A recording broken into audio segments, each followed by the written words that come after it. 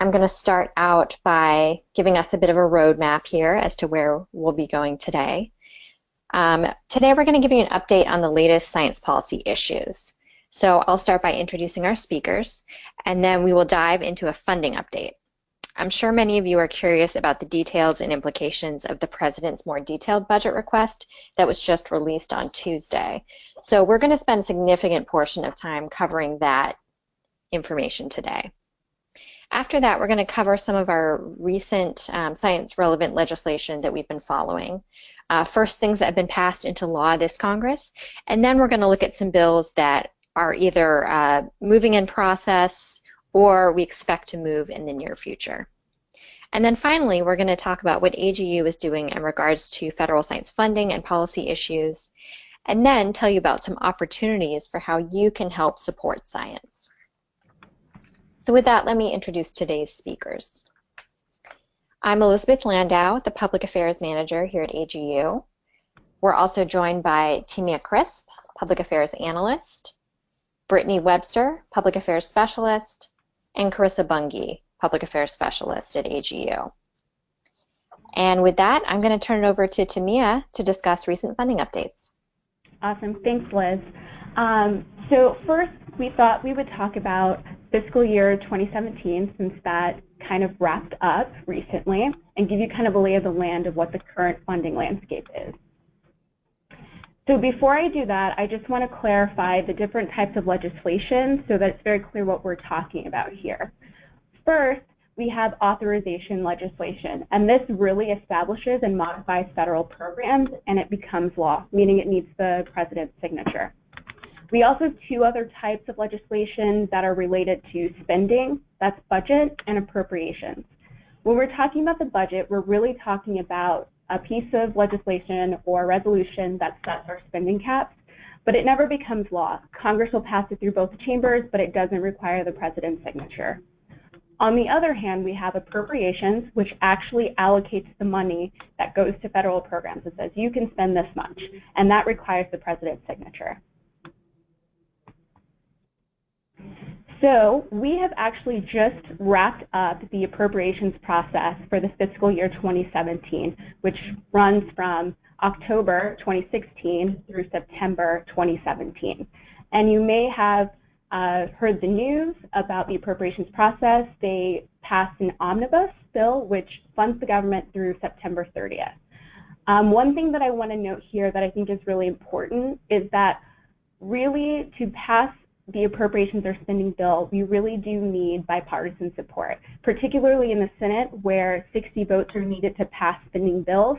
You will need to tap into some of those Democratic votes in order for this to pass. So they passed the omnibus. What does that mean for science? How did we fare? Generally, we fared okay. The president's FY18 budget came out before they passed the omnibus, which has some pretty concerning cuts to science.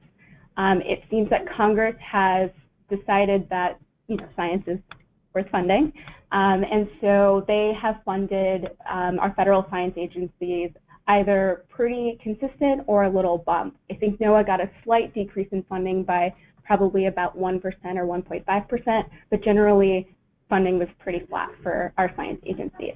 So we didn't see those drastic cuts that we thought we may. So let's turn to 2018. And in order for us to talk about fiscal year 2018, I just want to briefly go over the appropriations process so that you understand the context behind where we are currently. So generally what happens is the president sends his budget proposal to Congress, and this really outlines the administration's priorities. Congress then will submit their own budget, which is kind of a response to the president's priorities. And this budget will set the spending caps, how much you're allowed to spend. After that, the appropriators will start. They will start in committee, they will mark up some bills, say how much they want to spend in different programs, and they will send it to the floor. All spending bills originate in the House. So first it needs to pass the House, then the Senate needs to pass their own, and then they need to make sure that they are the same bill. They can't pass two separate bills. So they'll come to conference and make sure that they are the same in language, and then that will go on to the White House to have the president's signature and become law. So that's generally what happens in the appropriations process. Currently, we've only completed one step. There's a typo on this slide. The president did release a skinny budget in March, but really he completed his budget process as of Tuesday by submitting his more detailed budget. What needs to happen after this is the Senate and House need to pass their own budget resolution. That's the next step in what we call regular order, or what traditionally should happen in this budget and appropriations process. We haven't gotten there yet. The Senate and the House are at this point deliberating. They're working together to figure out what the budget will be for fiscal year 2018. And from there, we will start having hearings through the appropriations committees to talk about what funding levels we should be at, and they will be negotiating these levels. And eventually, that will go to the president for signature. So it's just important to know that we are a little bit behind in our FY 2018 process in terms of where we usually, or by law, like to be. But the only thing that's happened really is the president has submitted his budget. So let's talk about the president's budget. In terms of federal science agencies, he proposed significant cuts. The general gist of his budget is that he has proposed that we increase defense spending by $54 billion, and that money would come from non-defense discretionary funding, which includes federal science agencies. So as you can see here, there's different levels of cuts that have been proposed in his budget. EPA seems to be getting, or proposed to have the largest cut, but all of the science agencies would have significant cuts and even eliminations of whole programs.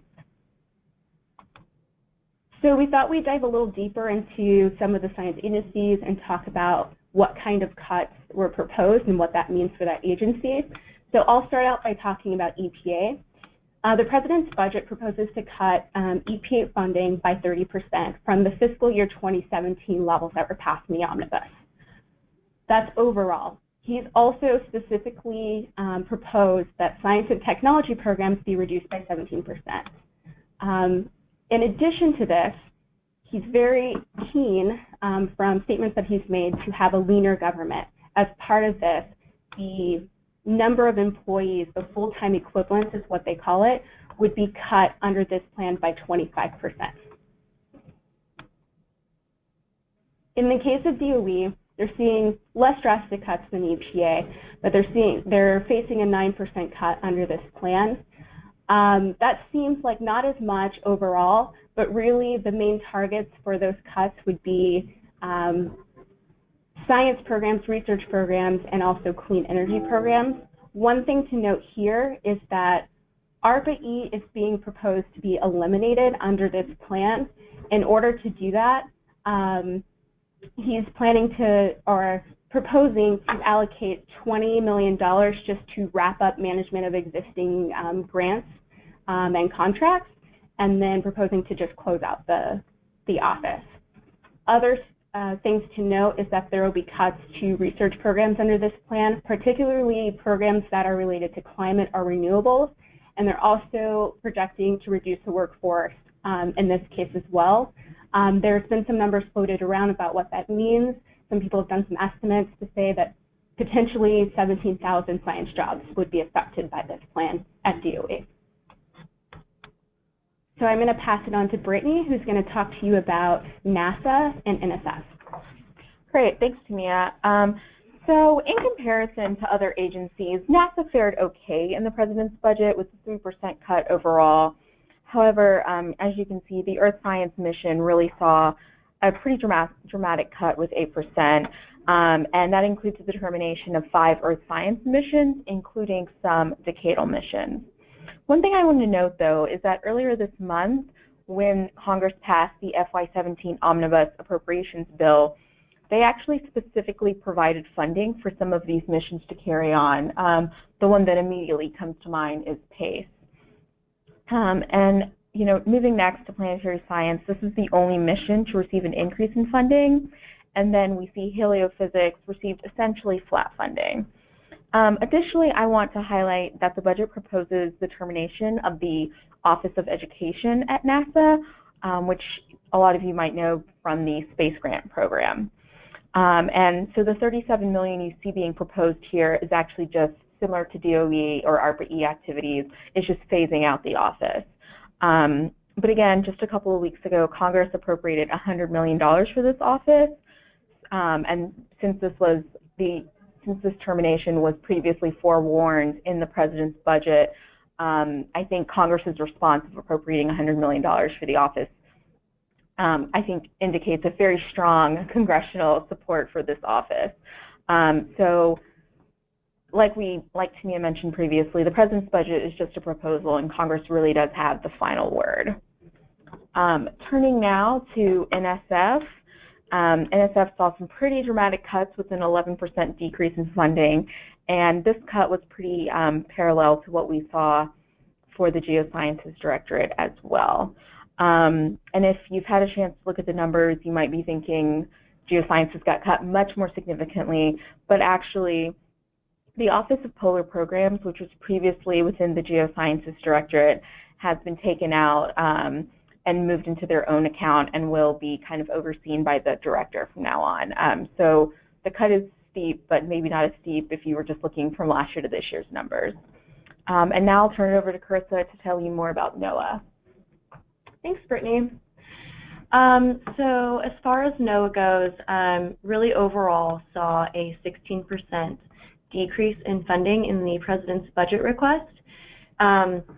Of note, as you kind of look down at these numbers, the National Ocean Service took also a very large cut, 26%. And the president's budget also did include the elimination of the Sea Grant program, which, if you remember, was also requested for FY17, but then Congress ended up funding the Sea Grant program. So similar to what Brittany was mentioning with the Office of Education, same with ARPA-E, even though those cuts are proposed, oftentimes Congress will restore that funding. As far as OAR, they also saw a very large cut, a 32% cut in funding. And within OAR, the climate research program received a 19% cut. And in addition to that was the elimination of Arctic research. Again, this is really notable because last year the House tried to propose almost a 20% cut to the climate research program. And again, that was restored in the final FY17 omnibus bill. And then finally on here, I just want to highlight NESDIS saw a 18% cut. Particularly, we saw some large cuts to the Polar Follow-On Program and the Deep Space, Climate Observatory Follow-On. So moving forward to USGS, overall USGS saw a 15% cut in the president's request, and really the largest cut here came out of the Land Resources Mission Area, which actually on here is mistyped. It's called the Climate and Land Use Change Office Mission Area here. It's being renamed under the president's budget request, and really they are seeking to eliminate climate research activities, including research into how land use change is affecting greenhouse gas emissions. Additionally, USGS Landsat 9 did receive an increase in funding. However, there were cuts to satellite operations that would reduce support for additional satellites that may follow Landsat 9. And then finally, I just want to highlight the only portion of USGS which saw an increase in the budget was the facilities. So with that, I'm going to hand it over to Timia to keep talking about challenges that we are facing. So thank you. So basically, what we've kind of mentioned before and said a number of times is that this is the president's request. This represents the president's priorities. So some of the challenges we're going to see with the FY 2018 appropriations process is reconciling the president's priorities with a lot of the priorities of members of Congress. So seeing how they respond to that. We saw in the 2017 omnibus bill that Congress really prioritized, or science funding was a priority for many members of Congress, which was counter to the president's request. So we'll have to see how that shakes out for FY 2018. The other thing that I wanted to just mention here, which is something that I think is important to note and sometimes gets a little overlooked when we're just thinking about funding to our science agencies, is that we have this thing called parity, and I will describe that on the next slide here. So as I mentioned before, the President's budget proposes to increase defense discretionary funding. So basically, to back up and give you some context for what that means, the budget is broken up into mandatory and discretionary funding. Mandatory funding is, entitlements. You've probably heard about those. Medicare, Medicaid, Social Security. Those are funding that just automatically gets doled out because people meet certain requirements. The President's budget does attempt to reform some of those in order to free up some of the budget, because as you can see from this graph, mandatory spending actually accounts for a lot of our budget.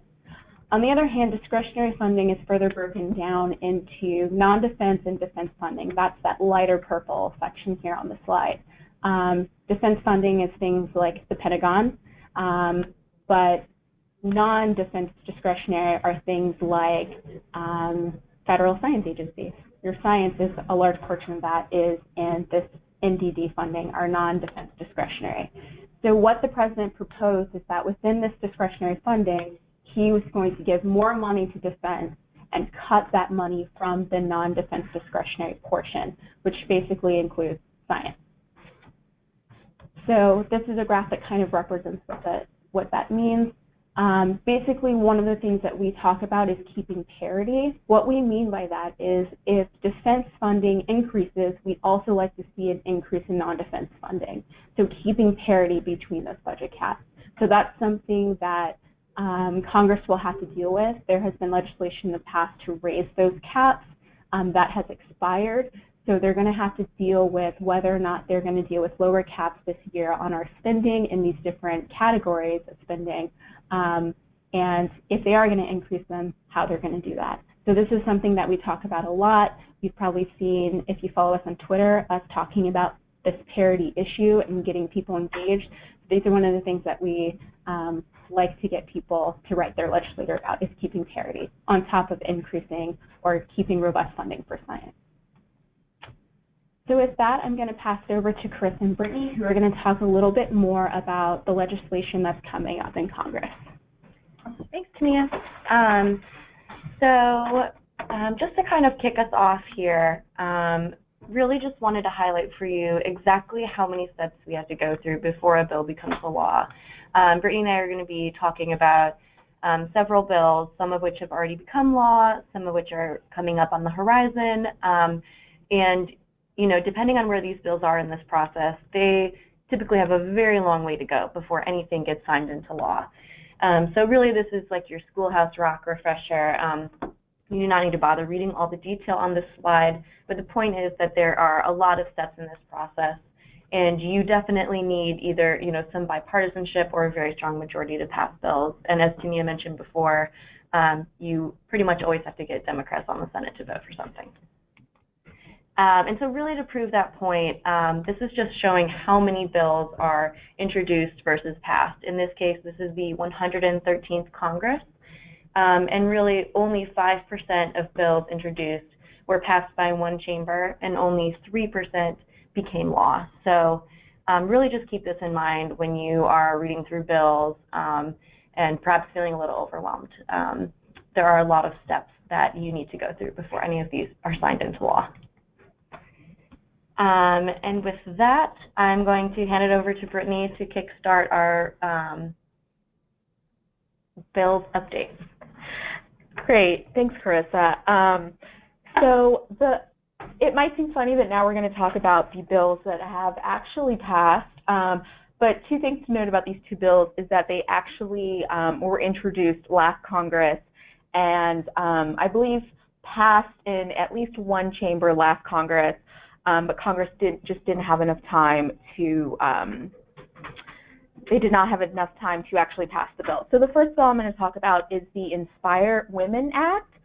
And this act basically just directs NASA to conduct programs that encourage women and girls to pursue STEM education and careers. So this bill actually became law in February, and I'll turn it over to Carissa to tell you more about the weather bill. Thank you.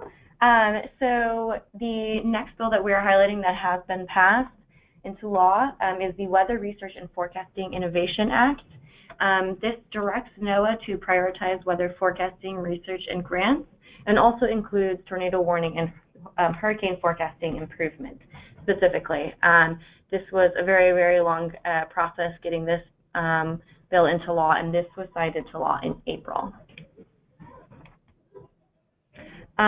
So moving forward with hazards, I will kick us off here. These are hazards bills that are currently in progress, meaning that they have at least been introduced in the House and or Senate. So the first thing we have on this list is the Tsunami Warning Education and Research Act. This revises and reauthorizes this act through FY 2021. And it also directs NOAA to maintain tsunami warning centers. This was introduced in January. The next thing we have on here is the National Landslide Preparedness Act. This establishes a landslide program to identify hazards, respond to events, identify research priorities, and develop landslide hazard guidelines.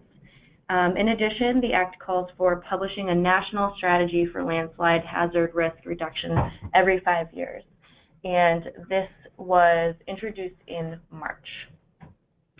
Our third bill on here is the National Volcano Early Warning and Monitoring System Act.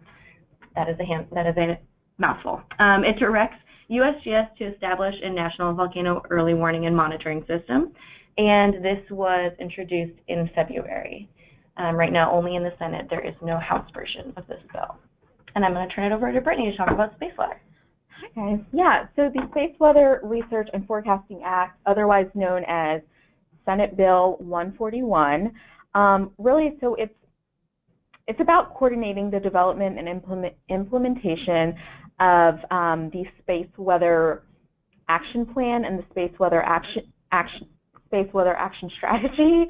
And so basically, it's how do we improve our nation's space weather preparedness all the way from basic research or furthering our knowledge of space weather to actually preparing our electric grids, military, satellites. And so it involves NASA, NOAA, the National Science Foundation, OSTP, and the military. And this was introduced last Congress and this Congress again, and it passed the Senate, but there's been no bill introduced in the House yet, although I know there is plans to introduce this bill. And I just want to mention, if you want to know more information about any of these bills, if you go to congress.gov and you can type in the names of these bills, and they'll give you more information and background on any of these bills. So next we're going to talk about a really interesting crop of bills that deal with scientific integrity. And again, we're talking only about bills that have been introduced in the House and or Senate. So the first up is the Preserving Data in Government Act, Senate 960. And this would ensure that electronic government data is available to the public for a longer period of time. This was introduced in April. It's sponsored by Senator Gary Peters, who's a big champion for science.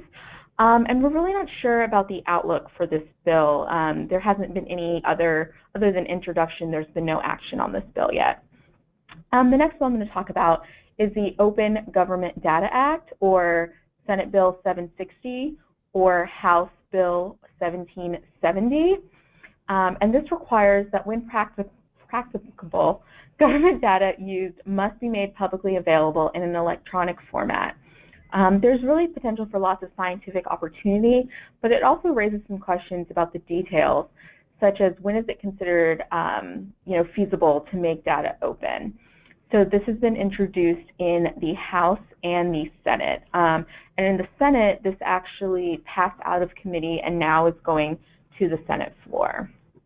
The last bill I'm going to talk about is what's affectionately known as the HONEST Act, and it's HR 1430. And it's similar to a bill that was introduced last Congress, the Secret Science Act, and this bill prohibits the EPA from proposing or disseminating regulations or assessments based on science that's not transparent or reproducible. we're concerned about this bill because there's lots of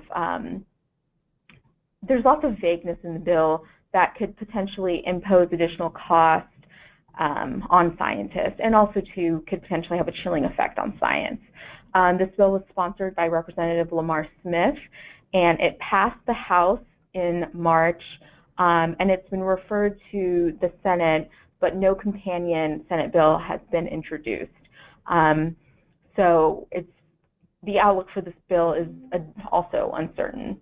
And now I'm going to pass it off to Carissa to talk about bills that we see coming up.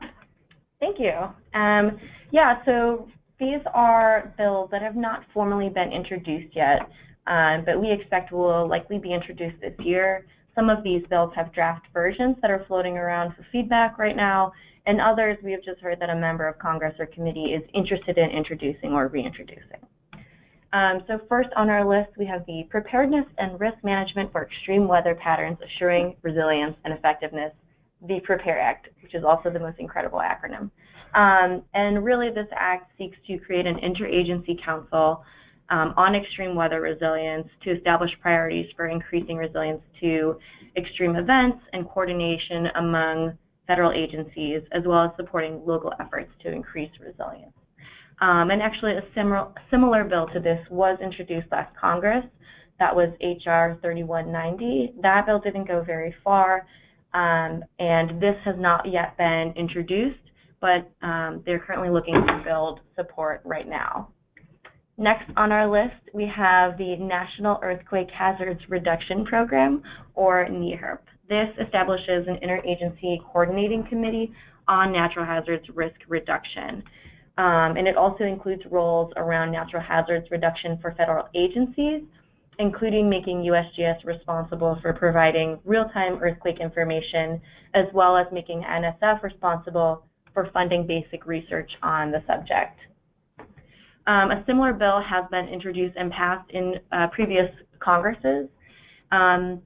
Most recently, this was introduced in 2013 as the more broad Natural Hazards Reduction Act. And really the last time this was reauthorized was 2004.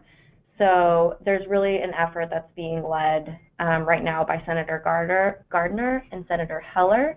This hasn't been introduced, but will potentially be introduced soon, so keep an eye out for that. Next on our list is the flood insurance reauthorization. So there were rumors floating around that flood reauthorization bills would be coming up this summer. And in fact, today, some House Financial Services Committee Republicans were circulating a series of draft bills that would really be aimed at overhauling the National Flood Insurance Program. So this is definitely something to keep an eye out for. There's a potential for perhaps increased funding in the authorization bill, and also some language regarding LIDAR. And then finally on our list, we have the Federal Funding Accountability for Sexual Harassers Act. This was introduced last Congress by Representative Jackie Speier. It's likely to be introduced again, and the bill really aims at amending the Higher Education Act of 1965 to require institutions of higher education to notify certain federal agencies when principal investigators engage in discrimination on the basis of sex.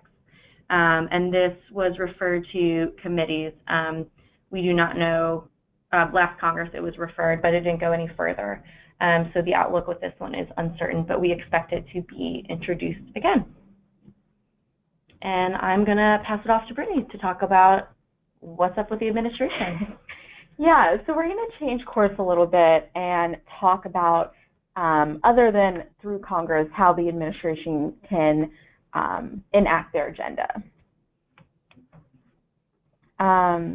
So as you can see, there are several ways the president can try to enact his policy agenda without going through Congress. I think the most famous of this is the executive order. So although this is a more direct path, it's also more limited. So I'm going to talk about just a couple of examples that I think are most relevant to the science community. So there are two memos that the administration has issued that we can foresee having an impact on science. The first is a memorandum on visas, and it changes the requirement for an undefined subset of visa applicants, including asking applicants to provide 15 years of employment, residential and travel history instead of just 5 years. They also have to include their usernames for social media platforms for the last 5 years. And AGU is really concerned that this is going to be an undue burden that would negatively impact international scientific collaboration, scientific conferences, and also that it's going to disproportionately affect students and younger scientists who tend to be more social media active. The other memo that we're concerned about, OMB memo M1722, deals with employment at our federal agencies, and it's aimed at reducing the federal workforce. And basically, they want agencies to identify ways to reduce their workforce over the next 4 years, consistent with the funding levels that the President's requesting. So, for example, the 30% reduction we've seen in EPA. And we really expect the full force of this reduction to be clearer, I'll say, or more enacted with the President's FY19 budget next year. And if this is something you're concerned about, the public can actually comment on this proposal until June 12th. And with that, I'm going to turn it back to Liz to talk about what AGU is doing and what you can do. Thanks so much, team, for that great recap. There's a lot going on right now, obviously, between Congress and the administration, and I'm glad that you guys are covering all of it. I'm going to switch gears a little bit and talk about what AGU is doing to try and secure strong federal science funding for fiscal year 18. And then I'm going to let you know how you can be involved if you're interested in being part of this push for strong federal science funding. So my next slide here shows a few of the ongoing activities that AGU is doing to support Earth and space sciences. This includes engaging with members of Congress, so we're frequently sending letters and meeting with staff to make sure that they understand how important it is that our nation funds robust science funding for the Earth and space sciences. We're also building and engaging coalitions who share the same values around science. These include other scientific societies, universities and research institutions, industry, and others. We've also started an Earth and Space Science Caucus on Capitol Hill. We're hosting events such as an exhibit that we're having this summer. In June, we're going to bring in a number of federal science agencies and stakeholders who are using the federal science information and data to really continue to add value to our nation and further the scientific enterprise. So really showing how valuable that is to members of Congress who will be in attendance. We also are facilitating visits from constituents who are scientists to let legislators know that great science is happening right in their district or their state and show them the value of science. We also recently sent funding requests to various members of Congress, letting them know the strong scientific funding levels that we would like to see in 2018.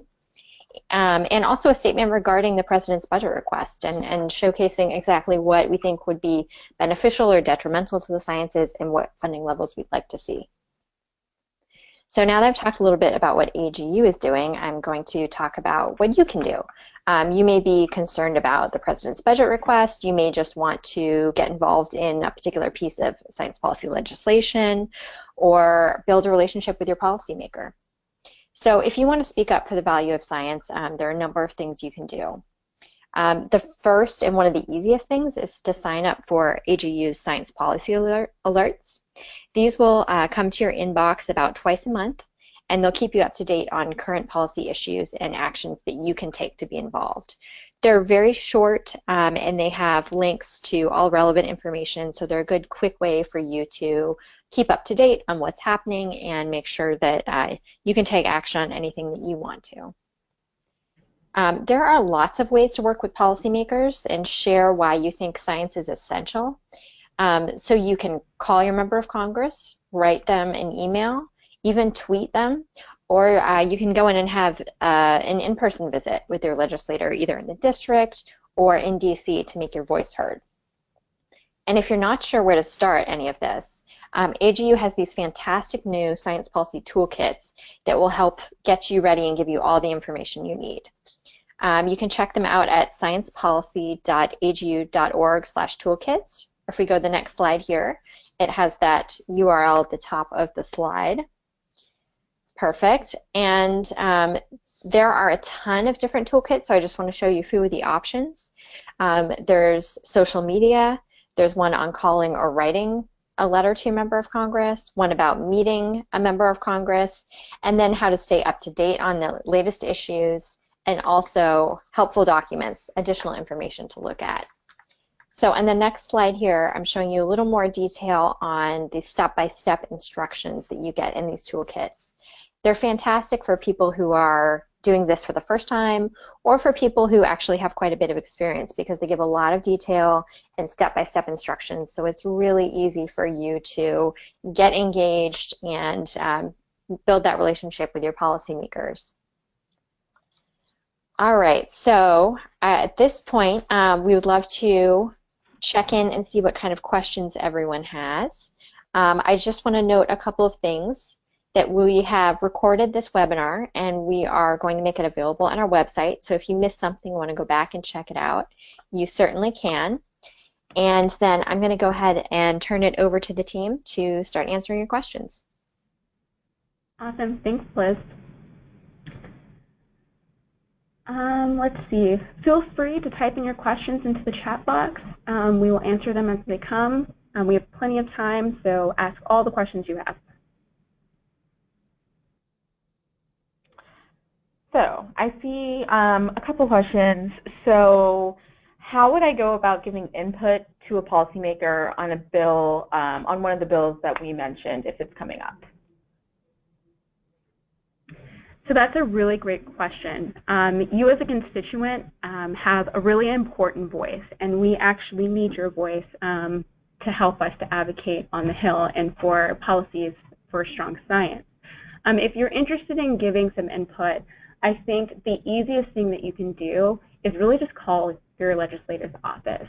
One thing that someone has said that I think is really important to understand is that members of Congress have keep a tally of who is calling the office and for what issue. So when you call the office, you'll say, you know, hi, my name is so-and-so, I'm a constituent, I'm very concerned about this, or I'm very interested in the congresswoman supporting this bill. They will have a little checkbox system for what issue you called for. So if you called for Social Security, Medicare, science, we'd hope that they check the box. The issue, though, is there's not actually a box for science most of the time because there's not enough people calling about science, and that's something that we really should fix. So I would say call your member of Congress, because that's how they're seeing what people are talking about, what people are concerned about, and the more calls we get about science, the more members of Congress will prioritize that, because they really want to know what their constituents care about. Yeah, and the only thing I would add to that is, you know, don't be afraid to follow up. If you call an office and you don't get to talk to the science staffer or the person who handles the issue you want to talk about, don't be discouraged. I would encourage you to call back or write. You know, your elected representatives serve you. So I think it's perfectly reasonable for you to get an answer and for you to feel like you've been heard. Don't feel discouraged. Yeah, and follow up. And I think also to add to that, Liz mentioned our toolkits. It talks about a number of ways that you can engage with your policymaker, but another thing that we have is our Action Center. It's actioncenter.agu.org. That's really a great way where we have created a platform where you can easily, like clicks of the mouse easy, engage with your congressman on issues that are pressing now. So we have a number of engagements about the budget. You can go in, fill out your information, say, yes, I want to send a letter to my congressman. The system figures out who your representative is, and it will send it to them. So if you're not sure where to start, that's a good way to get involved with something that is happening right now in Congress. Yeah, I mean, I think the Action Center, I know we just updated one of our actions for the budget yesterday, but we also do have other actions as well. And, you know, if you're really concerned about the budget, which I think a lot of us are, in addition to utilizing our Action Center, I think calling or writing your member of Congress and not just encouraging them to, you know, support strong funding for science, but also telling them why it's important for them, why it's important that they stand up for science. So why is it important for your district? Why is it important to your university? In some ways, you kind of have to justify justify for them why they should make this investment. And I would also say an easy way to do this is our Science is Essential postcards. You've probably seen them. We handed out a lot around the March for Science, but we still have some. And that's also a great opportunity to maybe engage some of your friends and neighbors about the importance of science. So the postcards simply say, science is essential to my community because. So that's a great postcard party in the making right there. The other question that's kind of similar to the same vein is, what is the most effective thing I can do if I'm worried about the president's budget request numbers for science? I think all of those answers kind of apply to that as well. I think one thing to note is that they're talking about the budget, and they meaning Congress is talking about the budget. They're talking about FY 2018 numbers. So this is really the time for you to engage with your policymaker. As we mentioned a number of times, the president's budget is their request. Congress has to come together and draft up these appropriations bills, and they will be talking about the priorities of their constituents. So this is really an opportune time for you to weigh in and tell your member of Congress that science is very crucial for your local community, their district, and that they should be keeping that in mind as they're drafting these spending bills. So I would just add that now is the time for that conversation. And kind of to answer another question I see in regards to whether it's or how effective is it to meet with your representative in your home district, I would say that it is really effective to meet with your member of Congress when they're back in the district. And in fact, they will be back in the district this week. And so they'll be back in the district starting tomorrow and through all of next week. So that's a good time to call your local district office or try to schedule a meeting with your legislator to talk about the importance of science while they're close to you. And you can actually find information about how to go about setting up a district visit in our toolkits. The one that says meeting your member of Congress includes information about district visits. And we also have a webinar from last year that really gives you a pretty step-by-step guide on how to go about doing that. And I would also add that it may seem intimidating to meet your member of Congress, but again, they are there to serve you. And I think it's a good opportunity to get one of your colleagues to go with you, because those meetings always run better when you have someone else to kind of shape the conversation. And so don't go alone, bring a buddy, and remember that they're here. They want to hear what you need, what's important to you, because that's how they know what things they should be doing on the Hill. And don't be afraid to ask for something a little more specific. You don't need to come in and say, I want to be a resource, please support science. You can get a little more specific with them and really have, if you're comfortable, you know, a funding level or a program or whatever it may be. It's actually more helpful to them the more specific you can be. So if you feel comfortable and your institution allows, that's also a great tip to have an effective meeting. Yeah, and I would say that, you know, if it's just not feasible for you, perhaps to set up a meeting of Congress, with your member of Congress, it does require a little bit of prep work.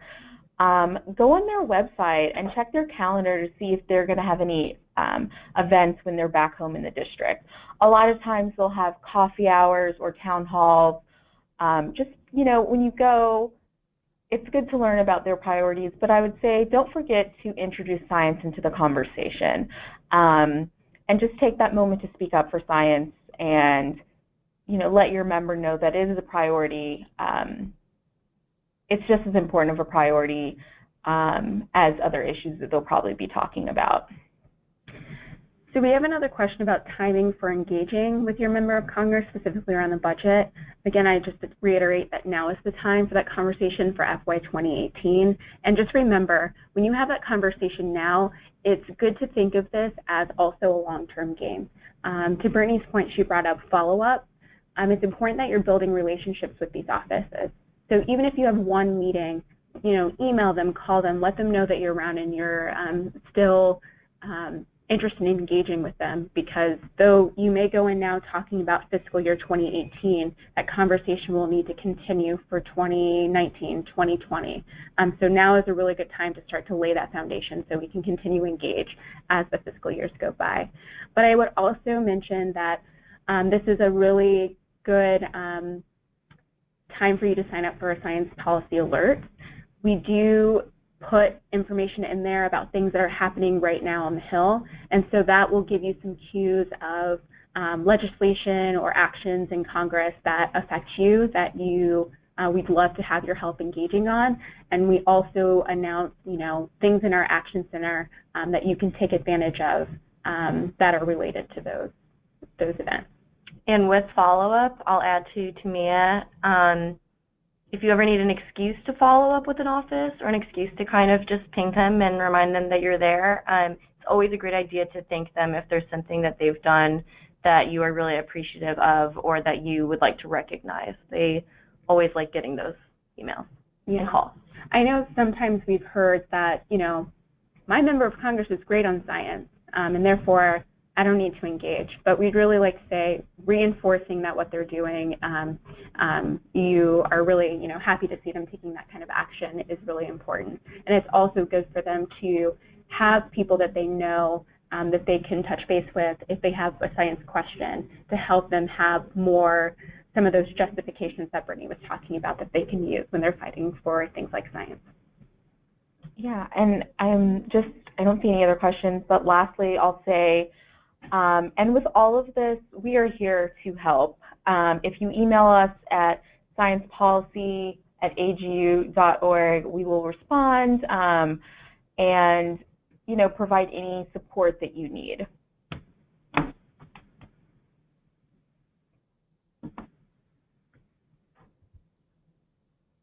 So we don't see any other questions. So I know Liz had a few other things that she wanted to kind of remind you of ways that you can engage. Great, thanks so much, Timia. So just a couple of things to close out the webinar before we say goodbye. We really do recommend that you sign up for Science Policy Alerts if you're interested in learning about what science policy news is coming up and how you can be involved. Also, if you're on Twitter and want to find some science policy news there, you can follow us at AGU Sci Policy. Do check out our toolkits if you're interested in engaging with your member of Congress or otherwise being involved in science policy, because those are a great step-by-step instruction set to help you out, whether you're getting started or have been doing this for a while. And as the team mentioned, the AGU Action Center, which is available at actioncenter.agu.org, is a really easy way for you to contact your member of Congress. We have a number of letters that are set up there that you can edit to your liking. You can use our talking points we have available, and once you enter your information, it will find your members of Congress and find their contact information for you. So it can take you just a minute or two to write letters to members of Congress using the Action Center, which is super quick and easy. We also have at AGU a sharing science network. If you're interested in science policy but also interested in educating broader public, working with students, or talking to the media, the Sharing Science Network is a great way to find those types of opportunities. They have a monthly newsletter that they send out and will provide you with all kinds of different events and opportunities that are happening, and you can find that at sharingscience.agu.org. We'd also love to hear from you. If you have any questions, or if you've been on a meeting with your member of Congress, or if you just have some information on how some of these budget cuts may be affecting you, we would love to hear about that. And anything that you want to send to us, you can email us at sciencepolicy@agu.org. We're happy to chat with you and begin the conversation there.